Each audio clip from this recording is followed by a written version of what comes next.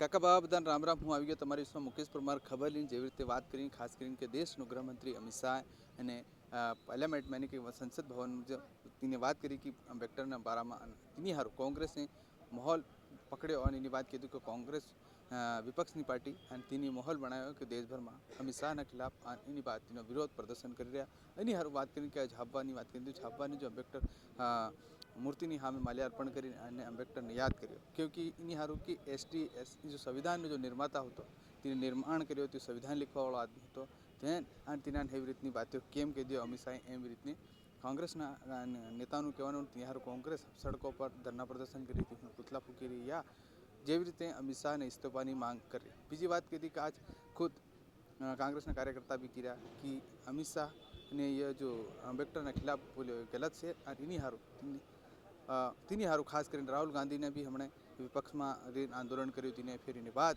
पूरी कांग्रेस पार्टी या जो विपक्ष ने जितना भी दल से हुई भी विरोध प्रदर्शन करी और देश भर में आंदोलन कर रही तीनी हारू बात करी कांग्रेस पार्टी लगातार इन आंदोलन की अमित शाह इस्तीफा दे एवी रीते मंत्री जो पद पर रेवावाळनो अधिकार नहीं મળે એવી રીતની વાતો નીકળીને આવી રહ્યો। આખિર झापाની बात करें तो झापाना भी जो अम्बेडकर गार्डन से गार्डन ती मूर्ति हमें आज माल्यार्पण तीन याद करियो और केवी रीतनी बात करी खास कर हूँ कहूँ हुई।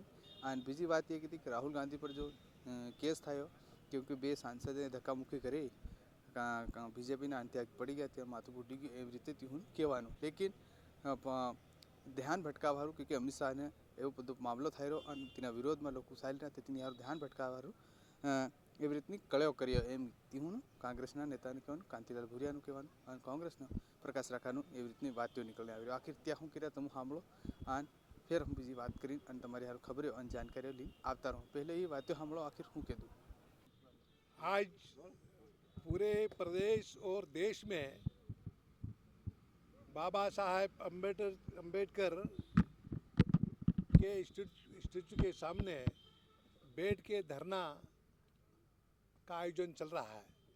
उसमें अमित शाह जी गृह मंत्री है देश का और गृह मंत्री अपने पद की परवाह न करते हुए जो बाबा अम्बेडकर के बारे में जो लोकसभा में बोला, क्योंकि बाबा साहेब हमारे भारत के संविधान के निर्माता, स्वतंत्रता सेनानी और उनके खिलाफ इस तरह से बयान देना उनकी ओछी मानसिकता है, तो उसकी हम कड़े शब्दों में निंदा करते हैं।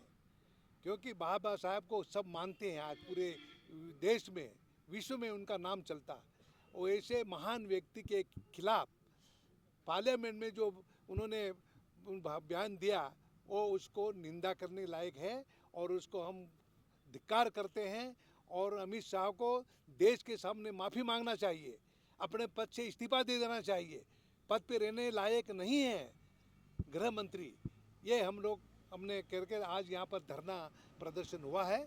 और उसी तरह से राहुल गांधी के खिलाफ जो केस दर्ज कराया उसकी भी हम निंदा करते हैं। भाई विपक्ष के नेता है और वहाँ पर हाउस में विपक्ष के सरकार के सामने सारी मुद्दे रखना काम विपक्ष के नेता का है। देश की जनता की सुख दुख की बात रखने का विपक्ष के नेता का अधिकार है। तो उन्होंने अपनी बात वहाँ रखी और उनके खिलाफ भी उन्होंने एफआईआर दर्ज की। और तो ये क्या पूरे लोकतंत्र की हत्या करना चाहते हैं, क्योंकि सरकार के खिलाफ और भाजपा के नेताओं के खिलाफ बोले तो कानून के खिलाफ और वो जाके एफआईआर दर्ज कराते हैं। ये बहुत गलत परंपरा है। इसलिए अमित शाह को माफ़ी मांगना चाहिए और राहुल गांधी के खिलाफ जो मुकदमा कायम करवाया है वो वापस लेना चाहिए, ये हमारी मांग है। दिल्ली में बीजेपी आरोप लगा रही कि कुछ बीजेपी सांसदों के साथ में धक्का मुक्की हुई है।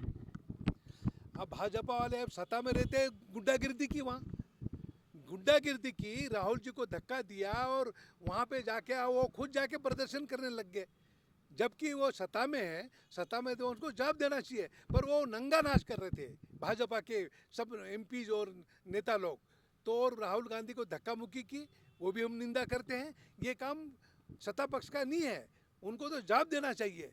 पर वो उसका राहुल जी के साथ उन्होंने धक्का मुक्की की है और उसके साथ मुकदमा कायम कराया है, उसकी भी हम निंदा करते हैं।